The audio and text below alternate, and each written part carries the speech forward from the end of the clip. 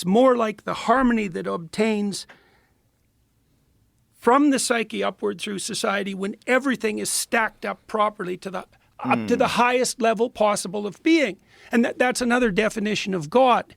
So one of the things I tried to do in this book is to actually define what it is that we're arguing about. Because the old man in the sky superstition doesn't cover the territory. So for example, if you look at God in the story of Abraham and you say, do you believe in that God?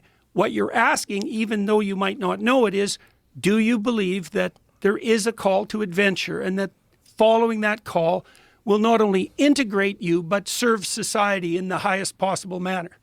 And that's a pretty straightforward question. It has very little to do with anything that's even vaguely superstitious. Like, is that call there?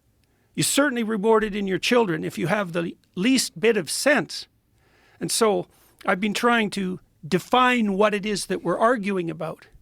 And so there's another definition too, that you see this in the story of Adam and Eve.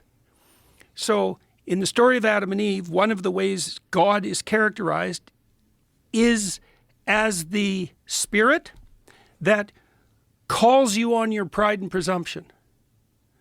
So then you ask yourself, well, do you believe that exists? It's like, how often in your own life has pride gone before a fall?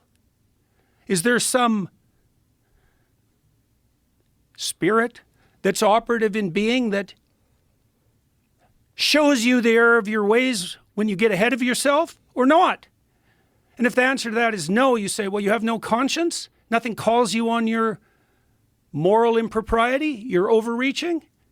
No one wants to be near you if you're one of those people. That's for sure. And is that real? So one of the ways God is presented in the Old Testament is this dynamic between calling and conscience, right? So there's the calling that is indicated in the story of Abraham and Moses that pulls you forward to the adventure of your life. And the other side of that is the constraint of conscience that tells you when you're wandering off the straight and narrow path.